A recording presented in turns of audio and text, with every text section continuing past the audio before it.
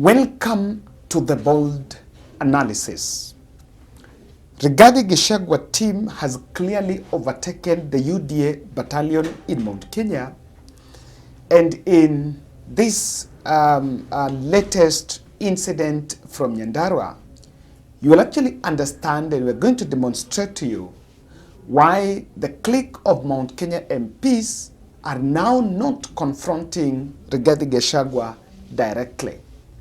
And you understand why, as the president speaks just outside Mount Kenya, things are hot, and I think the region is on its way out. Kindly subscribe to our channel, click the notification bell, and like our videos. And thank you very much for supporting this podcast. We do this each and every day because of your support. Subscription is absolutely free. The advantage here is when you subscribe to our channel, whenever we publish a video, you'll be receiving notifications. And so you'll not miss our well-analyzed, balanced, and objective analysis. Subscribe. We are now on our way to 200, by the way. We are at 121,000, and we received our silver reward from the YouTube this month of July. Now, without much ado, I want us to go straight to Nyandarua. Rigathi Gachagua led his battalion, or rather his team, to attend the burial ceremony of the UDA nominated member of Assembly, MCA Beth Wahito Njoroge. Beth Wahito Njoroge unfortunately died in a road accident 2 weeks ago on Nakuru-Naivasha highway. The vehicle she was driving had a head-on collision with another bus that was making its way from Nakuru. And the president's team even shared the posts and acknowledged the death of Beth Wahito Njoroge. And the UDA team was actively pushing on their visibility there, being that she is actually a UDA nominated member of Assembly. She was nominated through UDA. In fact, both Kindiki and Ruto were all aware about this incident. Do you understand that Ruto's UDA battalion, upon learning that Rigathi Gachagua and his team were going to attend the event, they actually bolted out of that? In Nyandarua, the president's point person is actually the women rep, Faith Gitau, who is Ruto's person from Nyandarua. But in Nyandarua, they are also facing a very stiff, I think the region has now been stamped authority under the authority of Senator Medu. So I followed that event. Not even a single elected member of UDA party from Nyandarua attended the burial. And even the president's speech that was supposed to be presented in that event, there was nothing of sort. And Rigathi Gachagua and his team actually took charge of the whole of it. And Mount Kenya MPs clearly are now hell-bent on taking Rigathi Gachagua head-on, a clear sign that as the dust settles, I think Rigathi Gachagua is actually taking over Mount Kenya. And remember, this event was also an opportunity for the state to give their side of the story, being that in Nyandarua, just last Wednesday, Nyandarua has been very hostile. Remember, police stations were burnt there. Some county government vehicles were also burnt.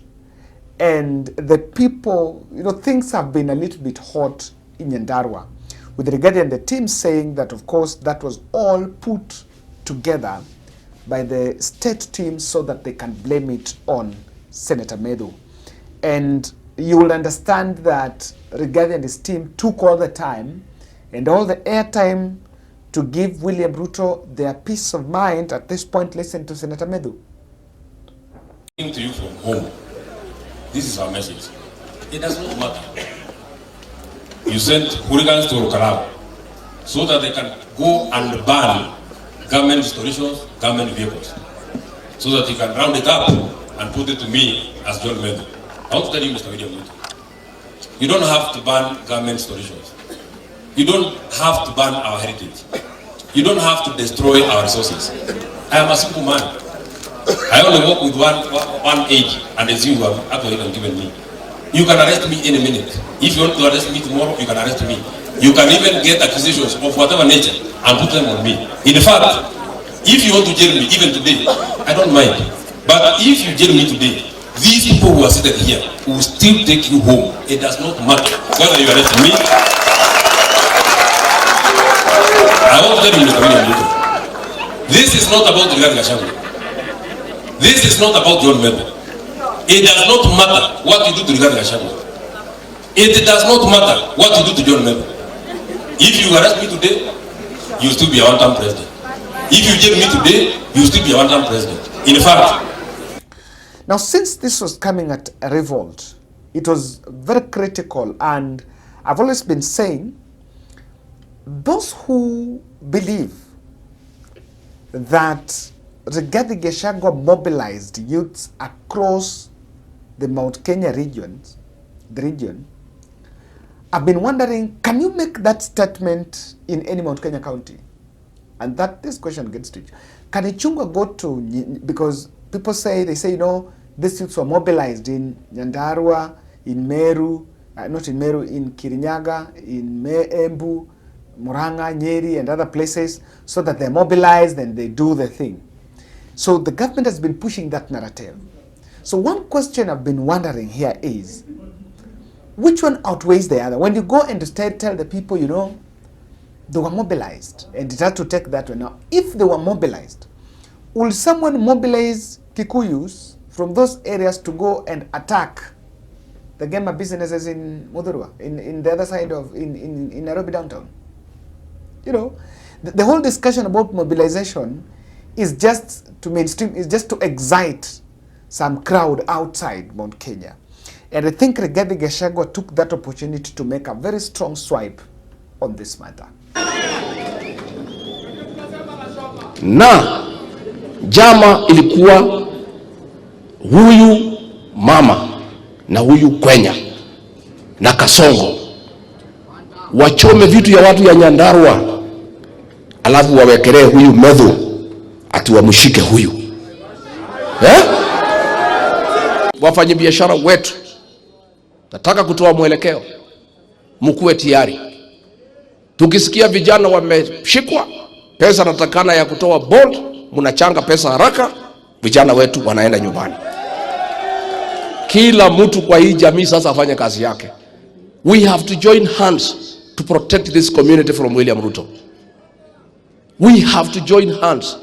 Wherever you are, you must do your part to protect this community from extinction. Because vile huyu jamaa ametupangia si maneno mazuri. Nimeona DCI akiongea pale. Mbunge wa Kikuyu alienda bunge, akaongea akasema anajua ni nani alikuwa anaenda kuua baba yake na mama yake. Mtu anataka kuua baba yako na mama yako, si unaenda police station? Huendi kuongea bunge? Ameandika statement ya huyo. Has it been reported in any OB book? Hao wabunge wote waliongea for 2 hours. Wakasema wanajua vile hii mambo ilipangwa. Have you recorded their statements?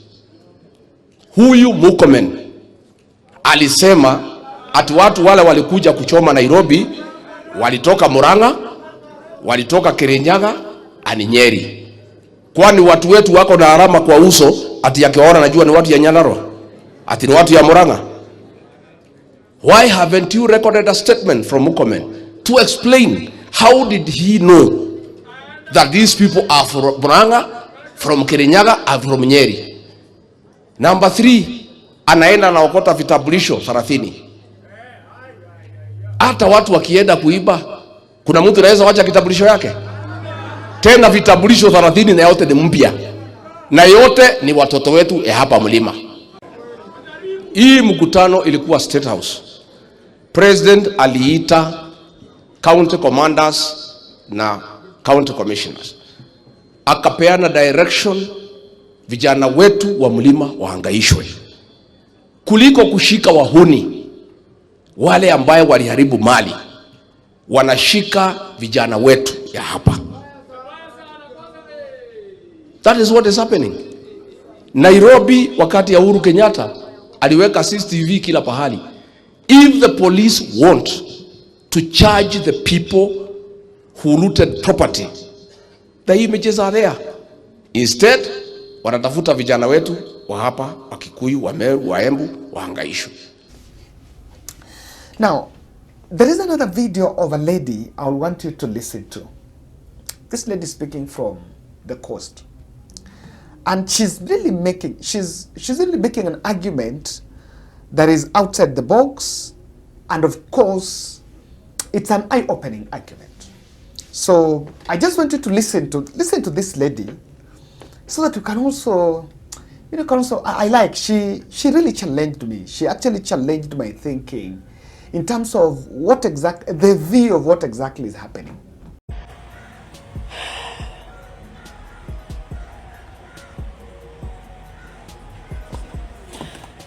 Kama kuna kitu kinauma, na kinauma na ni uchungu sana, kinauma, pengine wewe una roho. Wale watu kidogo kama sisi tunajua what is happening. Majority of Kenyans, they don't know what is happening. Ni kitu kinauma sana kwa sababu ya tamaa ya siasa. Tamaa ya kuchukua shares na pesa za mwananchi ambazo ni pesa za ushuru. Wanasiasa watatu Kenya na wanne wao wameamua kutumia wananchi kama njia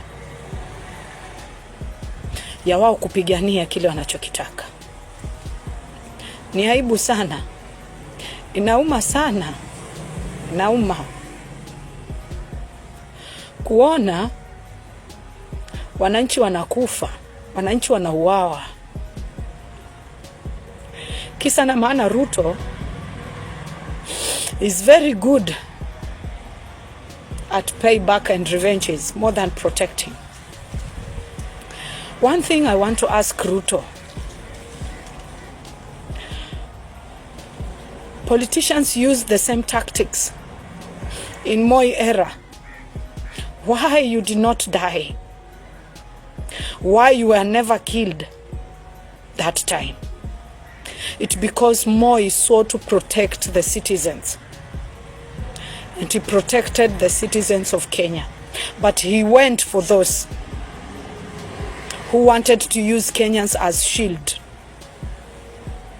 Saimu nakuja mkituambia Ruto kwamba hiyo risasi ilompiga huyo kijana si risasi ya polisi. Imetoka wapi? Imeingilia wapi mpaka ikafika hapa? Your job, Ruto, is not to fight your enemies using excuses and empty brains like kina Miraj, kina Sakaja, kina Gaucho, kina Eliud Langat, kina Talam, and other officers. Your job is to protect Kenyans and to look at who is using Kenyans to do what. Ruto, you have failed us. You are deeply failed us, big time.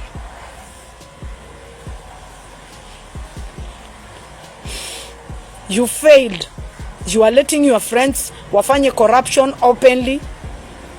Your ministers are doing corruption openly. They are disobeying the law openly. That is the difference between your government and Uhuru government. Albert, whatever he did, Albert was supposed to be kept somewhere. Find any reason to put him behind bars and find out the truth. Who was behind Albert? Who was paying Albert? And what happened? But for the orders to kill our boy because he was used, she don't do that. There is no president who has done that. Killing citizens who have been used by politicians. In fact, I realized that people are so brave, and this is one of the problems William Ruto will face.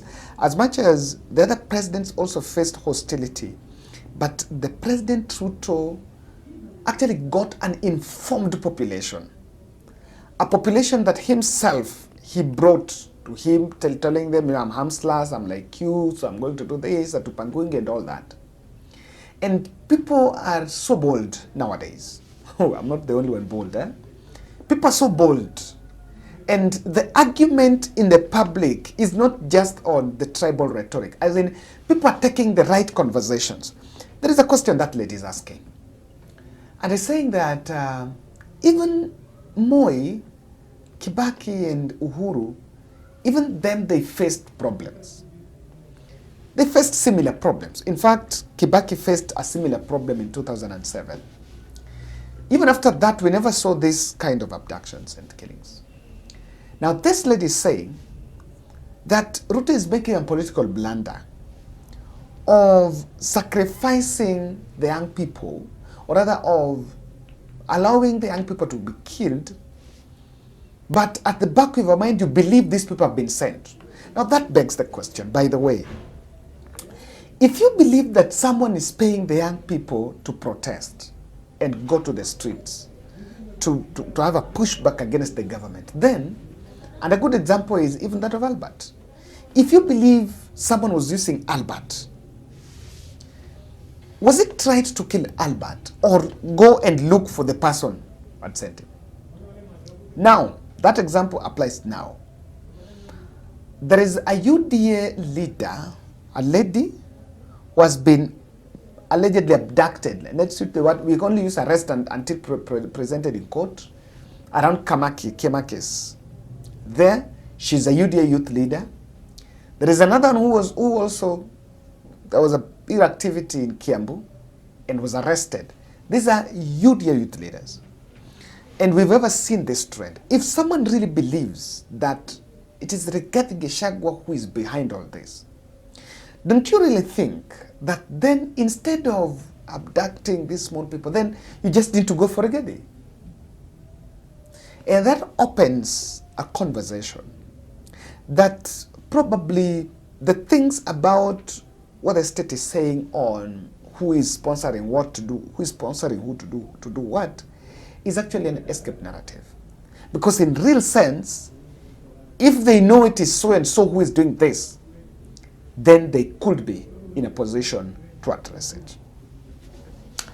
Now let me explain why the president and his team, UDA, bolted out of the event that Rigathi, the burial event that Rigathi was attending